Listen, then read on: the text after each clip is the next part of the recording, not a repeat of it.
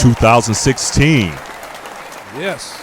2016. That's huge. Big year. Welcome, everyone, to the first segment of Focus with Ron Frierson for 2016.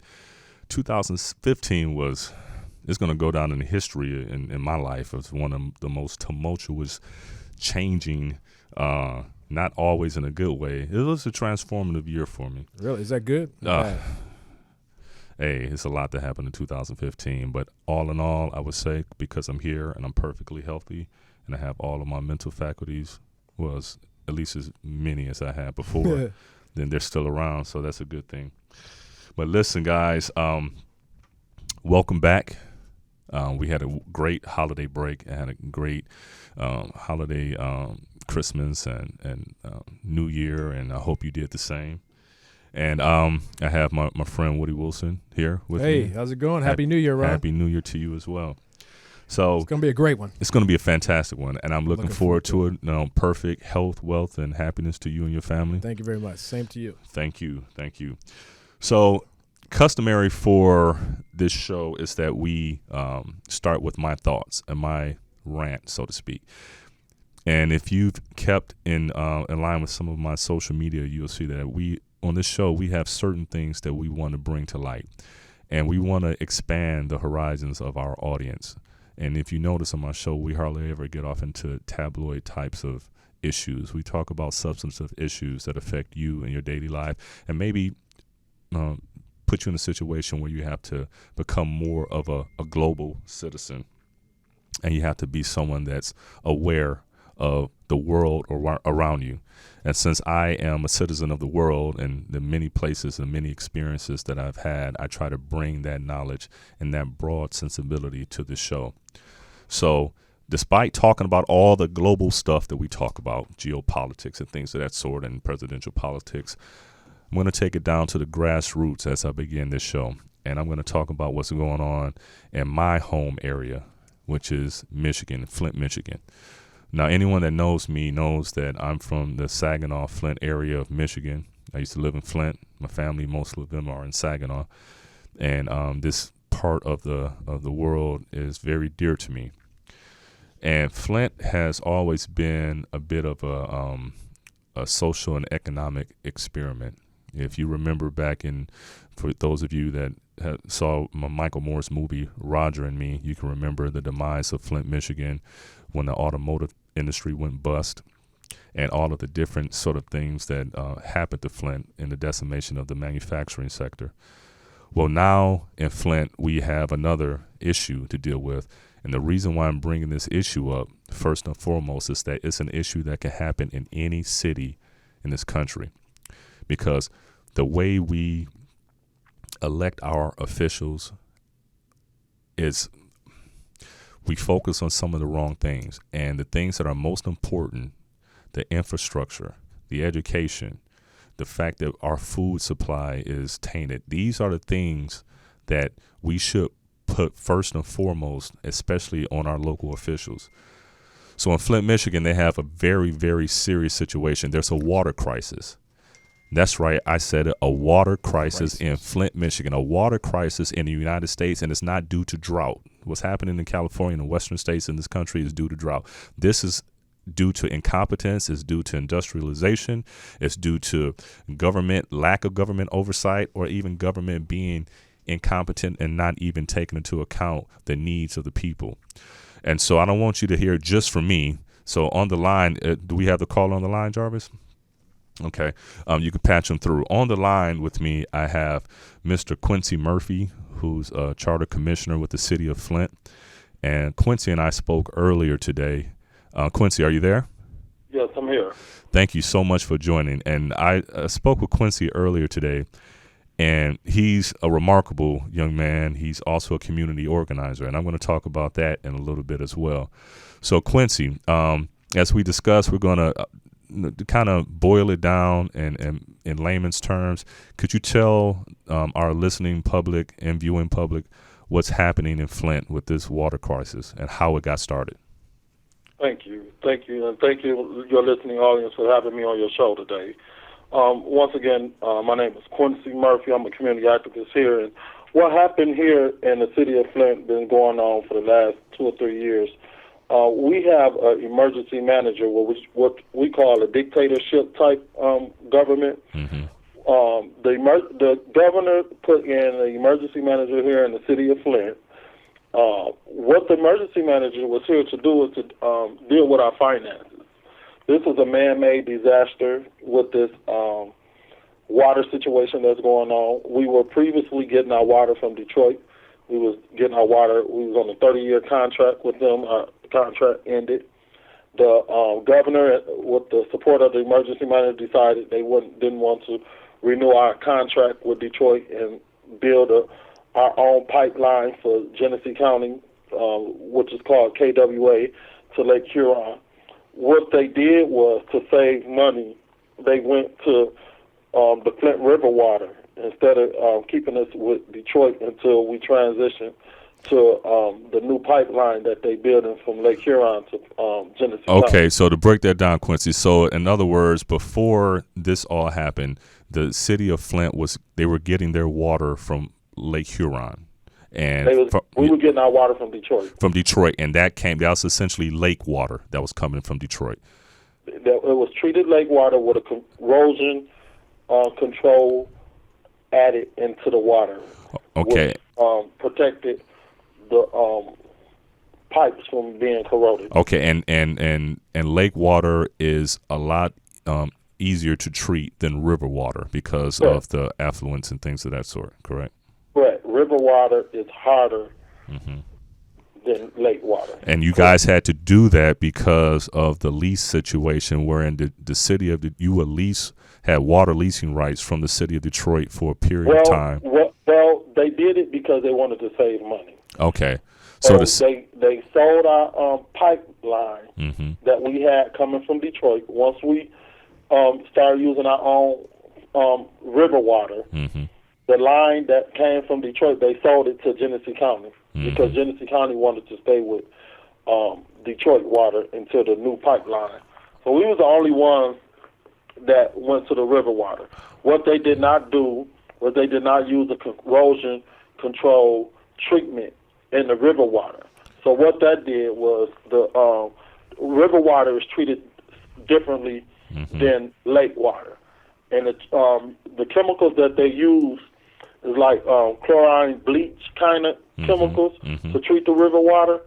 So what that did was those chemicals that they use to treat the river water start agitating those aging pipelines that we had that's been in the ground for over 50 years. So then residents got to complaining about discoloration in water and smell and taste of the water. So then they gave us warnings that the TTHM levels were high, not to use the water, boil the water, don't drink the water. We kept complaining about the water, so they kept thinking that they could treat the water and fix the problem. What they did not do was put a corrosion control plant in the river water, which put a kind of film-like chemical around the pipes so they wouldn't. So now, since they use the river water and the chemicals that they use in the river water start leaking lead. Okay, so fast forward for me, Quincy, and go to the point. So there's lead in the water, because they wanted to cut costs. So they started using this river water, and along with this river water being treated, they added this chlorine to the river water that agitated the aging pipes that put lead into the water supply. So now go to the point where now the government is being notified that there's lead in the water. Tell me what happens there. So what we did was we had an outside independent Virginia Tech, which specializes in environmental control and protection. They came and did some samples. They detected that the lead was in there. Once they detected that the lead was in there, and we put the governor on notice, then that's when he want to come and switch us back to Detroit, give us millions of dollars to try to fix the problem, but the damage is already done. So it's now up to a $1.5 billion problem because all the lines going from your house to the street from the inside of your house, all of them have to be replaced now. Okay, now who got the independent study from Virginia Tech? Who commissioned that? What we did as a grassroots community activist group, Democracy Defense League, us and several other organizations and churches, we started protesting, coming together. Then a doctor from Hurley Hospital, her name is Dr. Mona, she came in, she started testing kids. Kids were testing with lead in their system, high levels of lead. The school's water was being tested. Kids were drinking this water. So then we filed a class action lawsuit because we had a lot of residents with medical problems like skin lesions, hair loss, autoimmune disorders, convulsion, depression, elevated blood levels, which can cause permanent loss of intellectual capacity and behavior cognitive problems with their children. So when all of these issues started coming out and people started having all these issues, we filed a class action lawsuit against the city of Flint, the governor, on behalf of residents who have been affected by this water. So right now we got a class action lawsuit going on. They also raised our water rates. Oh, wow. Okay, now I want to back up a little bit. I'm only have like maybe one more minute. Okay. So essentially, these were non-government actors, but it was community organizers and concerned citizen groups that commissioned this independent study from Virginia Tech. It wasn't the state of Michigan or the city of Flint that commissioned this independent study. So that means that if you citizens hadn't become involved and got that commission along with Dr. Mona, if you guys hadn't had that study commissioned, then there's a chance that you guys will still be dealing with tainted water. It would not be in the public eye. The state wouldn't have to get up off of their seats, so to speak, and do something about it. Correct. Because how long has the state known about this situation? Well, from our understanding, they had emails that we did a Freedom of Information Act where lead was, they normally knew lead was in the water and they tried to cover it up. But we got that email, and when the department head of DEQ that got leaked, he resigned. Okay, now tell us what DEQ stands for. So the DEQ stands for Department of Environmental Quality. Okay. They role and responsibility is to make sure that our lake water, river water is not contaminated, not corroded. We are a safe drinking water act that we have to follow by. They have to make sure that we meet all of those standards. Okay, so tell me this, and then we're going to have to wrap it up after you answer this question for me. Who do the people of Flint lay blame to for this ultimately? Is it the governor? Is it the mayor? We are asking for him to resign on January the 14th. We will be going to the Capitol, protesting on the Capitol. We just did a rally this evening down in front of City Hall where people from Detroit came down to give us cases of water. So people from other cities has been coming, contributing water. So we've really been working together and coming together as a community group and sister stations such as Detroit, Saginaw, and Pontiac, working together collectively to address this issue. Mr. Murphy, Quincy, thank you so much. We got to leave it there. I'm going to keep your number and you keep mine. I'm going to check in with you from time to time. If you don't mind, I'll probably call on you again, and obviously I'll give you notice so that because I want to hear updates of what's going on, because this is important, and it's important not just for Flint, but because I don't know whether or not you know this, but Flint and what happens in Flint tends to be a precursor to what's happened to us in many economic conditions. With the decimation of manufacturing, it happened in Flint first. And this thing in regards to the infrastructure is happening all over the country, but Flint has been hit hardest with it. So I'm going to stay in contact with you, Quincy, and thank you again for calling in. I really appreciate it. Quincy, make sure you post this on your Facebook page so everyone in Flint can pay attention and listen into what was discussed tonight. And one thing I do want to tell you guys, the governor did 2 days ago declare a state of emergency for the city of Flint and this water crisis that we're going through. Yeah, so he's going to put it on the feds now. I hear you. All right, well, thanks a lot, Quincy, and Happy New Year to you. Have a good day. Hey, same to you. Nice being on your show. Thanks. Bye. You're perfectly welcome. You know what? This right here, situation in Flint, this is why this is important. People are losing faith in their institutions. Now, I've always spoken on this show about the need for education. And when I say education, for our youngsters, when I say education, I'm not just talking about what's going on in textbooks. That's educating them with the curriculum, which is obviously necessary. But it means complete education, all of the things infrastructurally that are involved with education and nourishing a young mind. And I always spoke about, nutrition. They need to have adequate nutrition so they can concentrate in class so they could learn. Things as simple as, proper reading materials and desks and Wi-Fi and things of that sort. The things that are needed, and above all, water.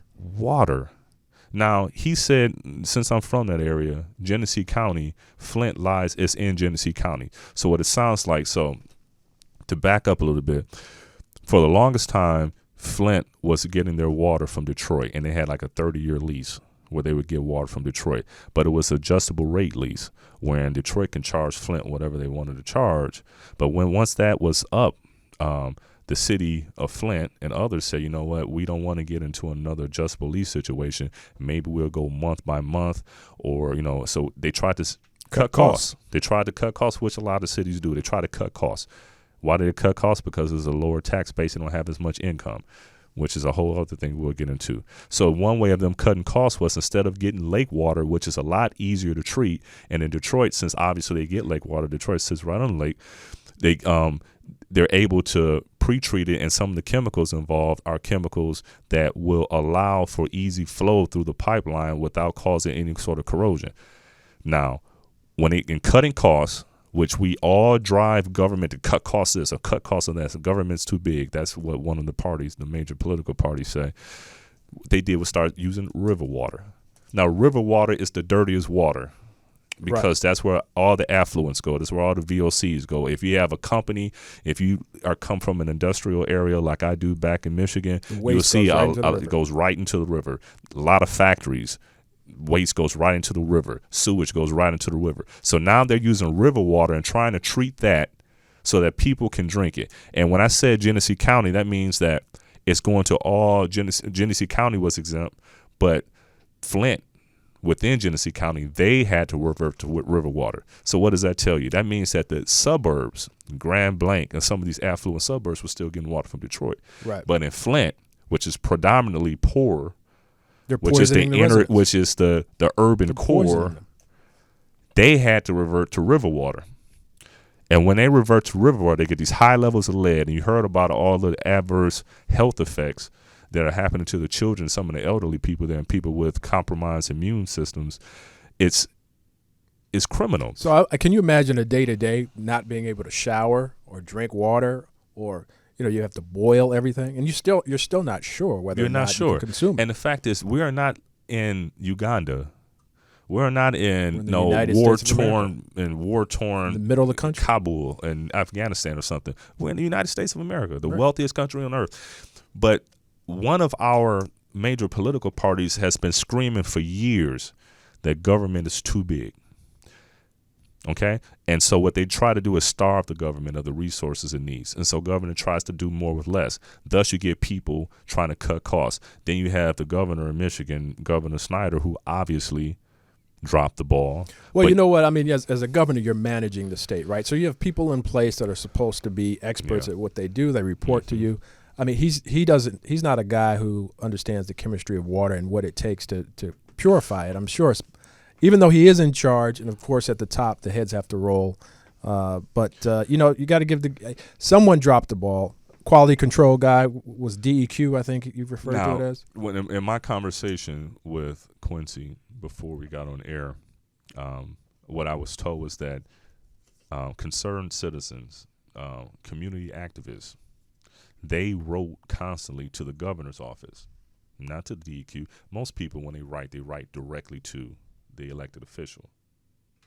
They wrote to the governor's office telling the governor that something's wrong with the water here. And he didn't do anything about it? He didn't do anything about it. Okay, well, he's got to go. So there you go. That's the issue. He didn't do anything about it until it got to the point of where it is now. Now he's, and maybe it could have been an easy fix had they stopped it then a year ago before he has so many, because now he's put himself in a position where more people have been contaminated. It's throughout the water supply. You have to repipe the whole area. Exactly. And now he's asking for federal assistance, which is why he filed a state of emergency, when all of that could have been, avoided had he just paid attention on the front side. So, yeah, a lot of heads have to roll. And it's just unfortunate because this could happen in any city in the United States because we do have aging infrastructure here. Throughout America. Throughout America, we have old pipes going through, and these old pipes, and the vast majority of people, just like I've always said, the vast majority of our youngsters will go to public schools. The vast majority, maybe not you and I, but the vast majority of people get their water out the tap in their kitchen sink when the kids come in from outside to play. Not everybody goes and buys bottled water. Not everyone has a Sparklets jar sitting in the kitchen somewhere. Most kids in this country get their water from the public supply. So it's very, very important that we stay on top of these things. It's very important. And like I said, it's this distrust. This feeds into the distrust of our institutions. And it's the distrust of our institutions that have led to people like Donald Trump, an outsider, being thrust to the forefront because he seems to be above the institutions. He seems to be, because he's independently wealthy, incorruptible. And if he's corrupt, it's corrupt because I want to be, not corrupt because I'm in someone else's pocket. Right. And people that they're tuning into that. He's a layman. And then you have other, in Oregon, this rancher that's been protesting, and they occupied have you heard about that? They've occupied a federal building in Oregon. No, I didn't hear about that. That happened today? Some ranchers has armed ranchers. They try to call them militia. I don't see them as militia. I see them as they're armed. This is happening today now? It's happening now. They're armed militiamen. They've taken over a federal building in Oregon, and it has something to do with the fact that they burned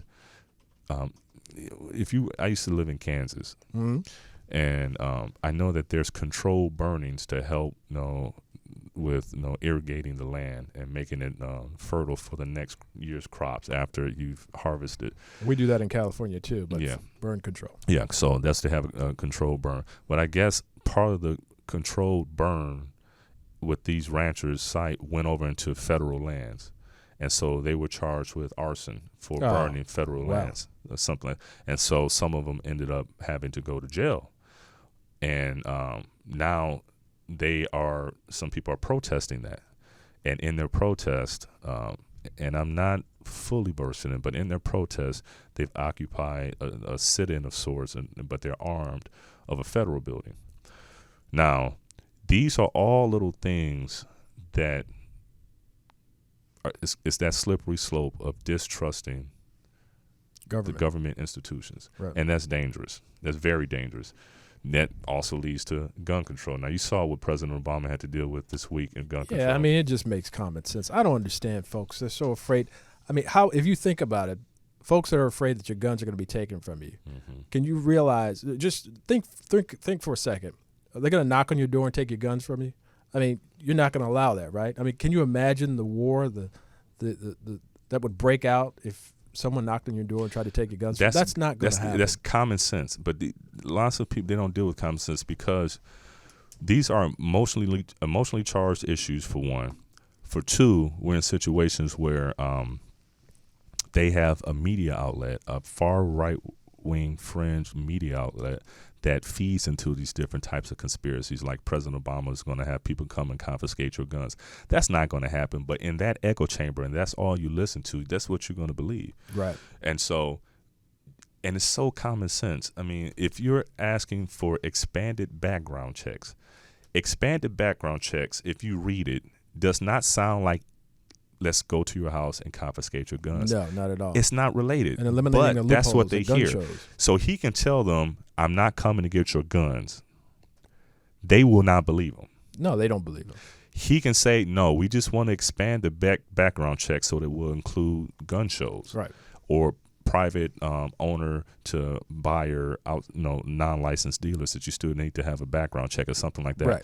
So you can have all of that in place and says exactly that, but with that type of mind that's tainted with all types of stuff, whether it's racism, whether it's anti-government sentiments, whether it's some sort of Trumpism, ethnocentric or xenocentric phobia that they have within their core, that's what they're going to hear. Exactly. And so you see a man, first time you can see a man, he's talking about first graders in Sandy Hook that got murdered and shed a tear. And shed a tear.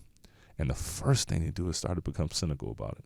Yeah. They start screaming about, how he's taking away your Second Amendment rights. It makes absolutely no sense. I don't understand it. But all of these other things feed into that.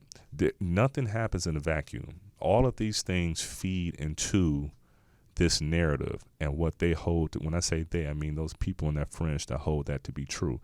They look at what's happening in Flint and say, you can't trust the government.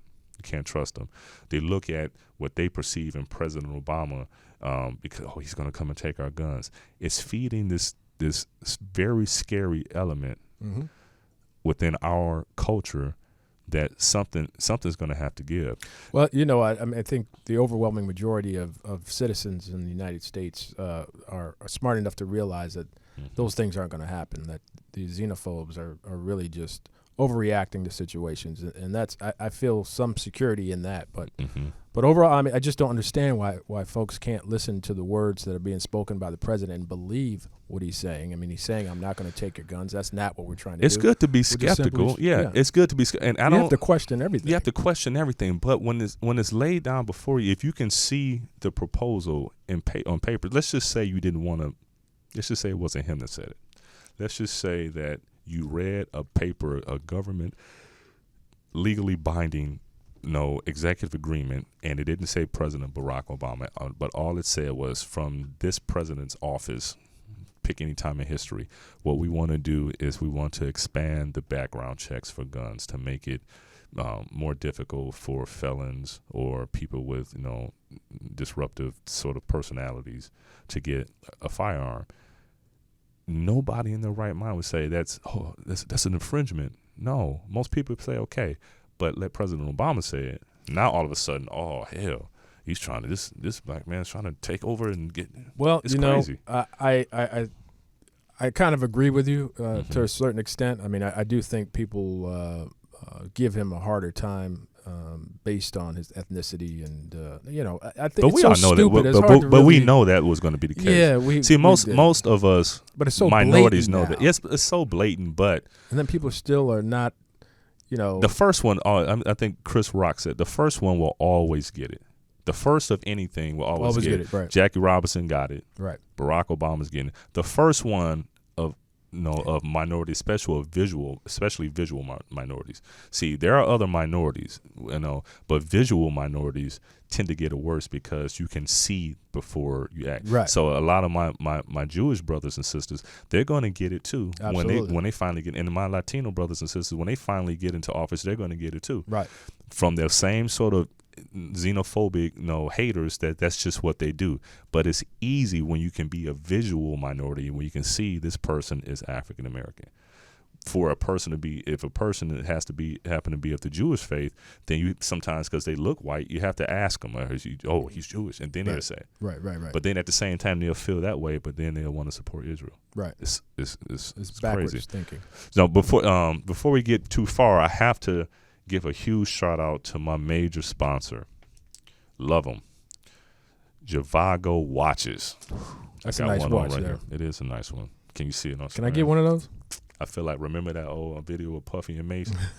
Bling bling. Yeah, exactly. You know what though? We went out and had a cocktail, and I swear that day that evening we were out, 2 people came up and complimented you on that watch. He was just trying to get at me, but it's all good though. Okay, he was. Yeah. Yeah, but. But and so Javago watches, you got to go and check them out. Go to www.javagowatches.com and look at their full array and all of the different watches they carry. And then once you go, you can either buy them directly from their site, or you can go to Amazon and get it for a discount, because these are pretty expensive timepieces. And so you should, if you need the discount, which most of us do after the holidays, go to Amazon to get them, but definitely go. And that's www.jivagowatches.com. I thought you were supposed to give me one for Christmas. I was supposed to. You forgot? Yeah. All right. Okay. There's another holiday coming up. Martin Luther King Day. Martin Luther King Day. Get you a Bible. And if you guys want to call in with comments or questions, you can reach us at area code 323-843-2826. Again, 323-843-2826. So before we get back on Trump, you were kind of heated there with the I was situation. Yeah, I mean, that's home. Yeah, I know it's home. And then, and you've gone with me back home when I did my back to school program for the we youth. spoke to the kids, And we spoke to the kids. And I look at them, and a lot of children where I come from, everyone, you were there, they all think they're going to be in the NBA or the NFL. Right. Not drinking that water, they're not. Sorry, man. I just throw that in there. Don't drink the water. So what we try to do is that we were trying to really get them to focus on the likelihood.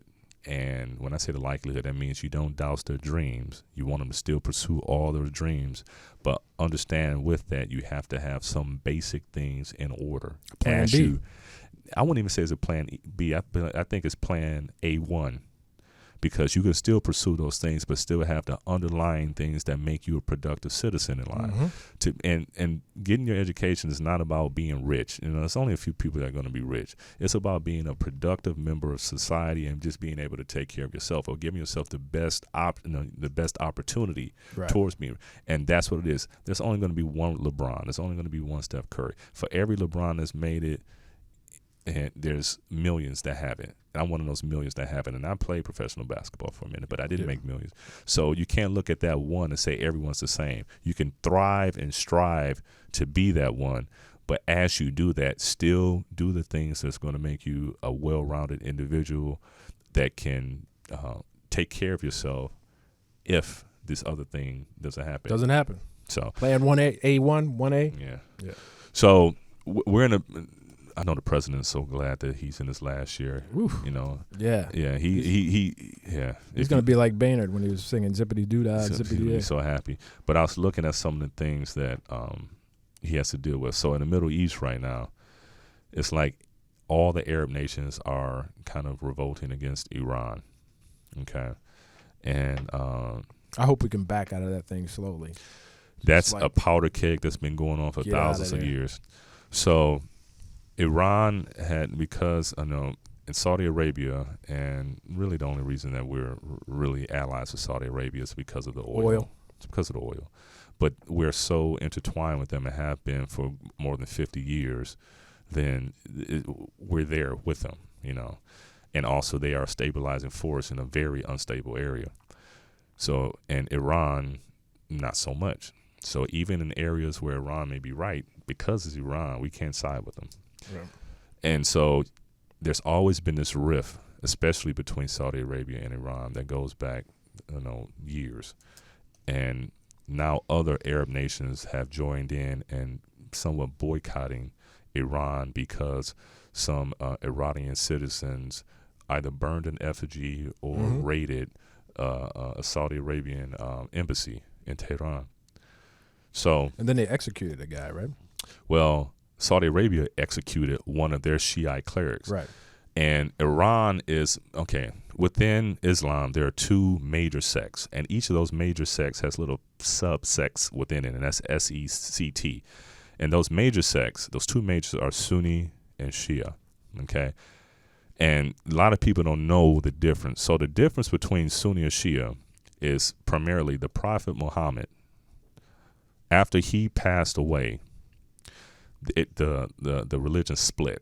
There's a portion of the faithful that thought that they should follow the teachings of Muhammad, and that was taught through and more democratic, and they thought that the Muhammad's closest advisor and one of his best friends, like his disciple, that he would be the likely successor to Muhammad since he was there with them the entire time and this and the other. And that's the Sunni. It's like the way. So they kind of, it's a little more democratic, so to speak, because they're saying that this is the person that should do it because it's the teaching that drives us. On the Shia side, they followed more. They thought that the next person in line should be someone in the family of Muhammad. So they were, I think his name is Ali. They chose Muhammad's his son-in-law, someone within the bloodline or something like that. His son, the son-in-law, or something like that. And so one side, Sunni, went for Muhammad's closest advisor, his disciple. The Shia, they went along the sides with Muhammad's blood relatives. And that's pretty much the rift. But then things got worse over the years when the Sunni, assassinated the I think it was the grandson or something of Ali, one of the Shia family, bloodline of the prophet and things of that sort. And just over the years, it's been a rift. So it all starts. So basically, it's about power. It's about power and politics, because whichever sect was in power, they kind of held that over which one wasn't. So now you got Sunni run, and 85% of all Muslims are Sunni. The smaller number are Shia. But Iran is a largely Shia-dominated country. So now you have these different sects, and they all have little subsects within them, wherein you got... Can't we all just get along? It's almost like Christianity and Catholicism. Yeah, but that's almost like it is. Yeah. So dang, that's a perfect example. Christianity and Catholicism. So in Christianity, we follow Jesus Christ as the other. Right. Catholicism, they'll say, okay, but the Lord speaks through the Pope. Right. Similar in Sunni and Shia. In Sunni, they say Sunni would be more like, let's say, quote unquote Christianity, where we follow the teachings of Christ, this and the other. You may have preachers and stuff, but you follow the teachings of Christ. And on the Catholic side, they may say, okay, we go through the Pope. But the common denominator is God, and they do not.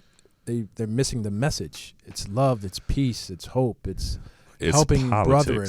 It's politics. I mean, yeah, but you shouldn't mix religion with politics. I mean, it's been like that forever. The basic man. Foundation of religion is remember what's love. happened in Northern Ireland. It's the same thing when the Catholics versus Protestants, and that's the part of it that really turns a lot of people off in regards to religion. That's why a lot of people I know from the Middle East, even if they are of the Muslim faith, a lot of them just don't practice because they just get so caught up in the politics. And here, that's one of the great things about this country is that we have that separation of church and state. Right. It doesn't mean that you can't be, a spiritual or faithful or believe in God or follow the teachings of Christ or whoever you believe, but it means that it doesn't dictate politics. There needs to be a separation because there is no separation in many of these countries.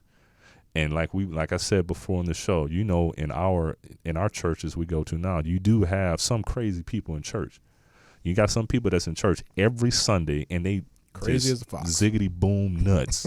Now just picture that ziggity boom nuts dude now has power. Yeah. Man. It's crazy. It is crazy. So they got this thing going on. So now there's a tit-tat fight, a cold war, something, war of words, I should say, is the best thing. I hope they never turn into a hot war between Iran and the Arab nations and America, because we have this nuclear deal with Iran. We don't want to tick them off too much to make them pull away and feel like they're threatened, that they need to go forward with it. Right. We want them to stay in line. Which was a good deal, by the way. Yeah, it is. And it's compared to nothing. Yeah. And then at the same time, so we don't want them ticked off. And we also don't want Saudi Arabia, who is helping us fight against ISIS and all this other stuff. They're not really, though, but they're That's a good point. They say they are. But yeah, they say they are, but yeah, they're supposedly helping us against ISIS and those types of. Yeah. And so John Kerry is earning his money right now. Oh, he sure is. He's working overtime. He's earning his money, and that's just. And to have President Obama in the middle, all that stuff. But North Korea is hydrogen bomb that they supposedly tested. But North Korea is like, don't forget about us. It's like a gnat, yeah. Yeah, it's just they need some attention. They need, and when you have a dictator like him, you always need an enemy, right? To help keep control, you need an enemy. You got to let your people know that it's worse out there. When I'm the one that's keeping us together, I'm feeding you, and you got to have a bad guy, right? And then also, I mean, it does make sense logically to have a nuclear weapon if you can get your hands on one, because that's the one thing to keep you from getting invaded. You don't want to be the one that doesn't have it. Yeah, and you don't want to get invaded. Right. That's the way you don't get invaded, is to have a nuclear weapon, because people are not going. That's why Iran, they're paranoid. That's why Israel, they all need it, because they don't want to get invaded. Right. And if you got one, odds of you getting invaded. I think they already have an atom bomb, but they didn't have a hydrogen bomb, is what they claim to have put together and tested. So that turned out to be false. But a nuke is a nuke is a nuke. Oof, that hydrogen. It's a crazy world, man. It's a crazy world. Yeah. So I understand you got a new segment for me, Woody. Yeah, man. I all the listeners know out there that you're quite the wordsmith, or at least claim to be. Right. Claim. Yeah. So I thought I'd give you a little test, and I picked 5 words, and I want to see if you know the definition of these words, and then we're going to give you a little. If you get them right, I got to reach for some water here. Yeah, get your water all set. I hope it's smart. You ready over there, Jarvis? Smart waters. We don't have any Price is Right music or anything, right? Like a ding ding. Okay. I won't need it. All right, so here we go.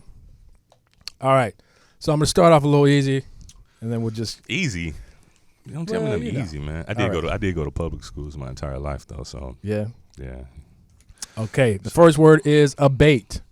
Oh, that's easy. Okay. Abate is to like lessen. It's like to kind of. Good job. There you go. Okay. That's easy. Aberration. Come on, man. You got to come better than that. Come on, man. Let's go. Aberration is like against the norm. It's something that is an uncommon occurrence. There you go. Come on, man. Anachronistic. Say it again. ANACHRONISTIC. Okay, spell it again slowly. Say it in English. ANACHRONISTIC. It has something to do with time, because it's an anachronic. Okay, say it again. ANACHRONISTIC. We got to have a little time ticker. Okay, anachronic. It's something about time. It's I don't know. Something time.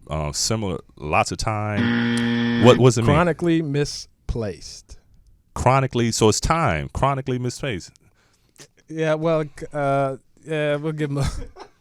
Chronically misplaced. Okay, yeah, you gotta. Hey, listen, come on. Okay, let's go to the next one, man. Okay, capacious. Capacious. That's the same thing as spacious. It's like roomy. It's like a lot of stuff, right? It's like roomy, a lot of space. Capacious. Yeah, it's right. Large in amount that can be contained. Exactly. Yeah. Told you, man. All right, this one here. Deleterious. Spell it. DELETRIOUS. Deleterious. Deleterious, like delete. Spelled like delete. DELETERIOUS. That is correct. So prone to delete stuff. If my grandmother wasn't watching, I'd be say prone to delete. That's wrong. What is it? What is it? Harmful to living things. Harmful to living things. That means you kill things. That means you delete things. Come on, man. Yeah. Hey, listen. You like to delete stuff. Jarvis, maybe can I next get time? Well, you got. That's good. Was that 3 out of 5, Jarvis? Yeah. 3 out of 5. That's not bad. 3 out of 5. That last one. I mean, prone to delete stuff. Let's just say that, like the Eraser. Remember the movie The Eraser when dude was a hitman? He was like, I erased them. Yeah. You killed him, erased them. So he prone to erase stuff using that. I said delete. It's the same thing. Kill. Man. Next. That was good, though, man. I got to give you some dap on that. Surprise you. So now that we lighten up, again, if you guys have any questions or if you got a word that you want me to go ahead and give you the definition for, because I'm good like that. I was in the spelling bee when I was in in 7th grade. I was the first one out. First one out? You came out of the closet? First one out. First one out on stage. Is that what you mean? That ain't even funny. We got to clarify. That ain't even funny in this day and age. We just need to clarify something. That ain't even funny in this day and age. Now, I was the first one to get taken out of the spelling bee. Oh, okay. Yeah, what was the word? Random. Damn. You know why? Why? The woman had a lisp or something. I'm serious. So it was her fault. And it's not because I didn't even know what random meant. I may have been in the 6th grade. I didn't know what random meant, but I remember studying for it. We had a Random House dictionary. Remember Random House? Uh-huh. And so and I was thinking out the dictionary, like Random House. But I said, repeat again, random. And swear she sounded like she was saying random, like RAMDOM. And I said, random. I said, random. And I said, maybe there's, to my sixth grade mind, I said, maybe that is a word. Because I said, say it again, random. Because I knew I saw Random House all the time when I said the dictionary, even though I didn't know what the word random meant. Right. I would say, okay. But then I said, random. She said, random. So I spell it RAMDON, knowing that your mom was disappointed. No, mom, I was like a little, man, I was so embarrassed. Like, she was like, hey, my son. Yeah, I was the first one out. I stormed off the stage and stuff. You probably got cereal for dinner. I don't even know. You said cereal for dinner. You crazy. Whatever, man. So listen, now that we've lightened up a few things, I got to talk about your favorite, your role model. Donald Trump? No, Bill Cosby. Bill Cosby. Bill Cosby. Bill the Pill Cosby. Pill Cosby. Pill Cosby. Wow. Now, that hurt my heart when all this stuff happened. But, did you hear about the latest one, though? That she was a fraud. Yeah. They discredited her really quick. Discredited her real quick. So there's nothing else in terms of the time limit. The statute of limitations. Yeah, statute of limitations. So he's free and clear. He's free and clear. He ain't free and clear in God's eyes if he did it. So you know what I'm saying? I just think, I can't understand it. I mean, you're a superstar. First of all, let me back up for a second. Where's Camille in all this? Has she said anything? She's right by his side. I know personally my girl would just be all upside my head and vacationing in Boise, Idaho somewhere until this all blew over. But should have set you on fire. She seems, that too, in my sleep. But has she said anything? Has she come out? Can you imagine? What does she think about all of this? I mean, he's not denying. Is he denying he was ever with these women, or it just never happened? But I think he said, "Listen, either we go do it,